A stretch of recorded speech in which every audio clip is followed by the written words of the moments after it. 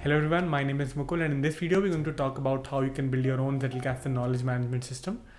In my previous video I talked about what ZETTELKASTEN is, about the fundamental principles behind it and what makes it so effective.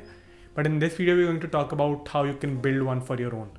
So the first step is to read with a pen and paper in hand. The idea is to be an active note taker, to always have a pen and paper when you're reading something. Each time you come across something interesting, make a note of it. This way, you don't have to allocate a major portion of your working memory to remembering important insights. This also resonates with what David Allen preaches in his book Getting Things Done. By noting to remember and reflect upon it later, you can allow yourself to forget it now and focus on the task at hand. Your literature notes could be taken down anywhere, on a sheet of paper, a basic notepad app, wherever. These literature notes can be dispensable. They're only required so that you can assimilate the most important ideas and capture them in your ZETTELKASTEN, which will be the next step. These notes are ideally short and meant to help with writing slipbox notes. I like to maintain my literature notes in Notion, where I divide the book into chapters and make a note of things that tug on my consciousness. The point here is again to write it in your own words, to not take excerpts, but instead condense that information into your own words. This is because only an actual attempt to retrieve the information will show us if we have understood the concept or not. This is, by the way, the fundamental idea behind the famous active recall study technique. Step 2. Make slip notes. And this is probably the most important step. Now that your literature notes have been prepared, you can take some time every day or every week, there's no hard and fast rule here, to convert these literature notes to Zettels or slip notes. When you make a slip note, make sure to capture two things: about what the idea is and about its importance for your lines of thought, about how it relates to your research. You can use two questions to help you with this. Question 1. What does this all mean for my own research and the questions I think about in my slip box? Question 2. Why did the aspects I wrote down catch my interest?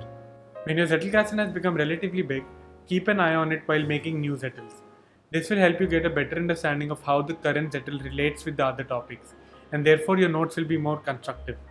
Think about if the new information contradicts, corrects, supports, or adds to what you already have in your slip box. By explicitly writing down how something connects or leads to something else, we force ourselves to clarify and distinguish ideas from each other. Let's see this through an example. I read the book Essentialism last week. I made about 9 Zettels from the book. But for this example, if I were to make one Zettel from the whole book, it would be about the idea that less is more. My first order of business would be to write about what that means in my own words. Once that is done, the second point would be to write about how that insight relates to my work. Here I can write about the fact that sometimes I just take up any project that I seem to like and end up getting much more on my plate that I can effectively handle. But henceforth, I can be more selective about what projects I pick up. This was more of a life advice kind of an example for a Zettel, but you can similarly create a Zettel for anything that relates to your research work. Now that your note is ready and you have an understanding of how it relates to your research, the next obvious step is to connect the new note to the existing notes. Niklas Luhmann used to dock new notes to existing ones using alphabetical and numerical IDs. So if you had 3 notes of IDs 1, 2, 3, and the new note seemed to be an extension of note 1, he used to index it as 1A, then 1B, etc. If it wasn't a coherent extension of any of the existing notes, he would just ID it as 4. And that is what you can do if you're old school and want to build a physical ZETTELKASTEN. If you're going to use a digital ZETTELKASTEN, there can be various ways to form these connections. For example, in Notion, you can use database relations to link 2 notes. In apps like Roam Research, there is automatic backlinking through specific tags. I think they're called tags. I know I said step 2 is the most important, but step 3 is equally important, which is to get started and make it a habit. Most people don't start because they don't have a system, or they spend too much time thinking about which system to use, which app to use. And while all of that is important if you're serious about this and considering this to be a lifelong thing, but what is more important is to get started, to pick up a pen and paper and make those notes, to make it a daily habit, to embrace this idea of being more thoughtful about how you preserve and enshrine this knowledge.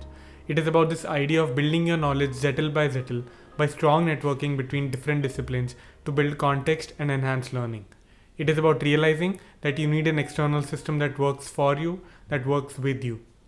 What works for me is reading a book over the week, making literature notes each day, and at the end of a week on a Sunday, converting those literature notes to new Zettels. You can figure out whatever system works best for you. It could be one note each day or a bunch of notes at the end of a week. But what is more important is to get started, to make it a habit and keep at it.